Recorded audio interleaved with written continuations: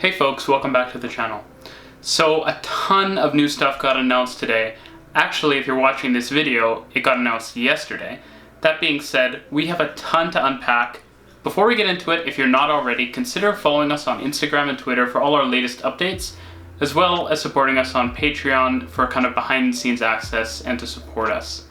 In addition, we want to give a shout out to our newest patron, Abdullah. Thanks so much for supporting us. It means the world to us.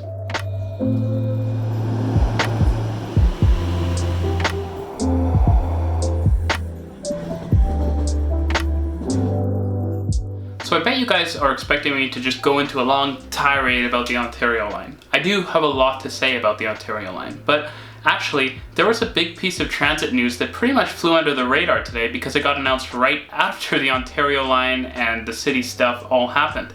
And that's that the Stouffville Line is actually getting weekend service now. Now you might say, it's only 64 new trains a week, it's not that big of a deal, you know, this and that, only hourly service. But actually, I think it's a really important piece of news, and I do want to spend a couple moments on it. First of all, this means that now all 5 of the corridors that will eventually be getting electrified RER service in Toronto have all-day service, and 4 out of 5, and 5 out of 5 if you consider the Up Express, have service all days of the week. That's a huge jump from where we are just even a year ago, with more service coming at more times of the day. Having this service on the weekends too is critical because it means we can start building up that ridership for when we finally have electrified 15-minute service, which will be operating at all times essentially. It kind of came as a surprise to me that the Stouffville Line weekend service came now. I thought it might come perhaps in December or later. However, it's really exciting to see that it will be starting in November, and we personally are very excited to use it since we do live near the Stouffville Line. With all that said, it is awesome to see that Metrolinx has been able to push this service in even while they're doing all these improvements on the corridor, such as the work at Milliken, Agincourt, and Unionville, as well as the double tracking. Seeing this all happen at once is super exciting, and it means that while my original assumption was that we'd probably get hourly service at least by when Eglinton Crosstown opened, because I assumed that perhaps more of the double tracking, etc. had to be done by then, it actually looks like we're going to perhaps have 30-minute or even 15-minute service by the time the Crosstown opens, which in my opinion is super exciting stuff.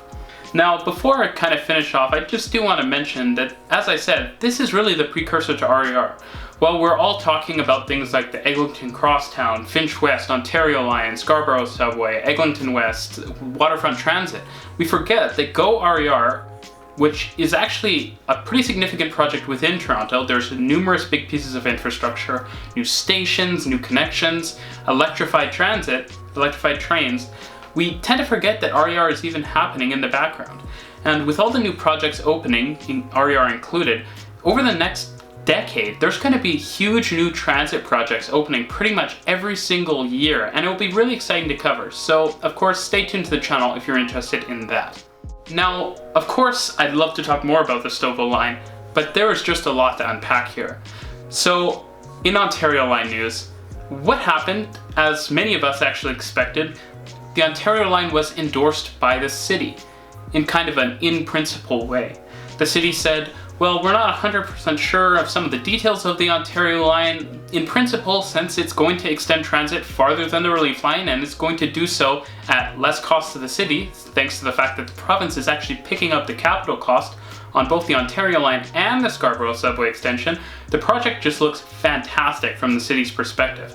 It frees up some capital as well, though not as much as many initially thought, to pay for things like state of good repair. If you wanted to know some of the things I think we should personally be investing in, I think about $250 million should be put into just general repair work, etc. on the subway. Another $250 million could go to new streetcars. We really do need to expand the fleet further, and getting up to around 300 streetcars would be fantastic.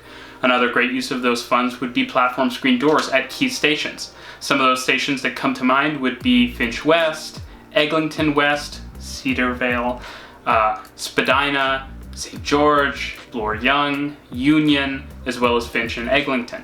Having platform screen doors at the interchange stations first makes a ton of sense, and so that's where I think we should be prioritizing that funding. For the last $250 million, if I personally had my choice, I think I'd invest in adding more improved bus infrastructure onto some of the busiest bus routes. While we are getting new LRTs and rapid transit on many routes, there's some very busy bus routes as well as streetcar routes like King that could definitely use some capital investment. Things like signal priority, queue jump, and bus priority lanes, etc. would be really great to see there. Anyways, back to the Ontario Line. So, given that the city has kind of now officially endorsed the Ontario Line, they've also endorsed the extended Scarborough subway extension, which we don't think is a terrible idea. Remember, the original Scarborough subway extension would have actually reduced the number of stops in the city. This one does as well, but at least we're getting some kind of new coverage farther north, etc. over the Scarborough RT. Now, with all these projects, you have to wonder what is the kind of political reception, especially considering that this is during election time.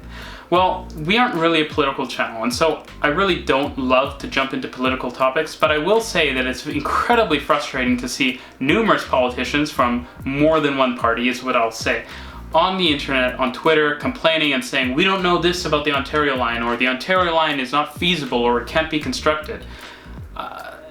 The reality is, nothing proposed in the Ontario Line can't be constructed. Everything, even the unique elements, things like having the line straddle the GO corridor through some areas, none of this is actually unique. Projects have been done, for example, with the straddling. A similar project called the PATH train in New Jersey and New York does something very similar. It is a more complex layout, but it can be done. Many other things, like people saying that, for example, the line cannot go under certain areas or things of that matter, it's ridiculous. There's a lot of political posturing, and it's really unfortunate to see people who I'd love to see be kind of transit champions basically fighting a project because it's being proposed by someone across the aisle. The reality is that transit will probably always be political in Toronto, but if you actually assess the Ontario Line at face value, there's just a lot to like here. It covers more ground than the initial relief line plan, including west of the initial relief line plan and north of it. If you ride the Yonge line every day, like I often do, then you'll notice the fact that trains are not congested just starting at Bloor-Yonge. Congestion starts as far north as Sheppard, and so getting the relief line up to Eglinton as soon as possible is critical. The city's plan would have got us a relief line to Bloor by about the late 2020s, but given how long it takes for transit projects to start up and all the EAs and RFPs, etc., you'd probably not be looking at an extension to Eglinton until at least the mid to late 2030s. So the province's plan, well indeed proposed by Doug Ford and the provincial Conservatives, brings us transit to Eglinton much sooner, and it brings us a lot of capacity, and so I think that's why the Ontario Line is a great plan. But feel free to disagree with me. I think it's important to have this discussion, but we shouldn't just go around calling projects that are clearly feasible infeasible because we don't agree with the political views of their proponents. So, kind of continuing on more details, as I said, the city's also supporting the Scarborough subway extension, and they're also supporting the Eglinton West extension, at least in principle. The freed up capital could go to a variety of places, but it's just exciting to see that all of this has happened. The city also secured the province's support for the Bloor-Yonge Capacity Improvement Project, which I think along with many others, think is critical to improving the capacity at the city's most important subway interchange, which will still probably be the most important subway interchange in the city, even after the Ontario Line opens, given that Bloor-Yonge is actually an incredibly dense area, and actually soon to be home to the city's tallest skyscraper. With all that said, there's actually very little doubt in my mind now that the Ontario Line and all these other projects will be going through, so I'm pretty much considering them a done deal. Of course, it's possible that we reverse track again, but given that the Conservatives seem to be the most willing of all the parties to reverse track, and even they got a lot of flack on this reversal, things will probably not happen like this again if another party were to be, say, elected on the provincial level. First of all, the project has enough time to probably gain quite a bit of steam.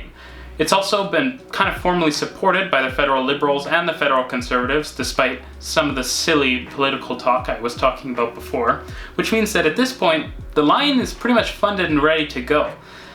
By the time the next provincial and municipal elections roll around, it's probably going to be too late to kill, and at this point, if shovels are that close to being in the ground, I really don't see anyone but perhaps the most audacious politician, who we probably currently have in the Premier's office cancelling the project. And so at this point, much like Finch West a few years ago, I really think the Ontario Line project is safe to go ahead.